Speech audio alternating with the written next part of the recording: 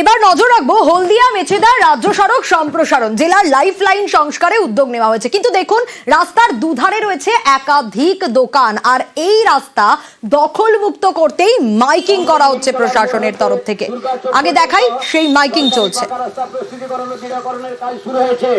সরকারি রাস্তা পার্শ্বস্থ সরকারি ভূমির উপর যে সমস্ত স্থায়ী এবং অস্থায়ী দোকানদার ও ব্যবসায়ীগণ অবস্থিত রয়েছেন, সকলেরই দ্রুত সরকারি ভূমি নিজ নিজ উদ্যোগে খালি করিবার জন্য অনুরোধ করা হচ্ছে। রাস্তার ধারে বালি, পাথর, ইট, কাঠ, পুরনো গাড়ি এবং পুরনো জিনিসপত্র। দেখলেন দখলদারদের সরে যেতে মাইকিং প্রশাসনের। কিন্তু কি হলো এখনো পর্যন্ত, কি আপডেট সুজিত জানাতে পারবে। সুজিত, এই যে হলদিয়া মেছেদা রাজ্য সড়ক, এটা তো জেলার লাইফ লাইন, এটা সংস্কারের উদ্যোগ যখন নেওয়া হচ্ছে তখন এই দুধারের একাধিক দোকান তাদের উঠে যেতে বলা হয়েছে। সেক্ষেত্রে তারা কি বলছেন এখন?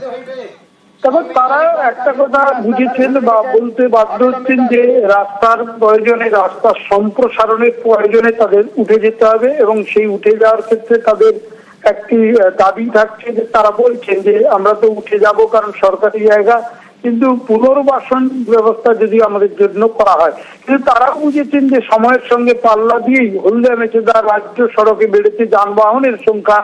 গুরুত্বপূর্ণ এই রাজ্য সড়ক সংকীর্ণ হয়ে যাওয়ার কারণে বারবার, সেই কারণেই তমলুকের নিমতলা থেকে নন্দকুমার, মহিষদল, চৈতন্যপুর, সুতাটা হয়ে হলদিয়ার মঞ্জুশ্রী মোড় পর্যন্ত প্রায় 38.80 কিলোমিটার যে রাস্তা, তা সম্প্রসারণের প্রয়োজনেই এই উদ্যোগ, এবং সেখানে মাইকিং করে সকলকে নিজে থেকে সরে যেতে বলা হচ্ছে।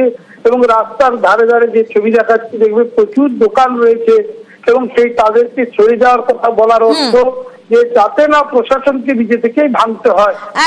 একদমই সুজিত, বেশ।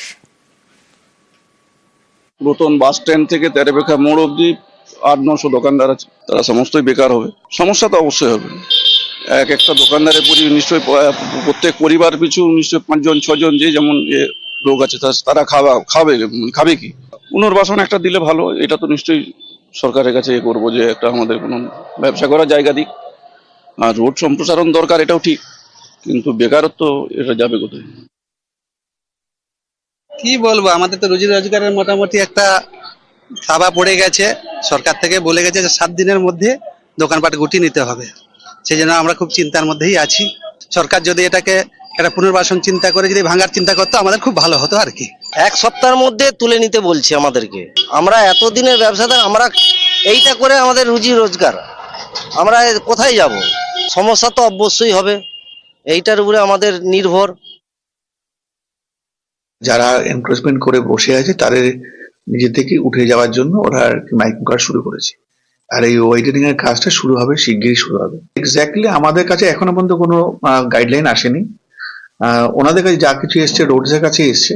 ওনাদের থেকে যেটুকু জানতে পেরেছি যে এইটা ওয়াইডেনিং এর প্ল্যানিংটা রয়েছে, তার জন্য এনক্রোচমেন্টটা যেন না থাকে তার জন্যই আগাম বার্তা।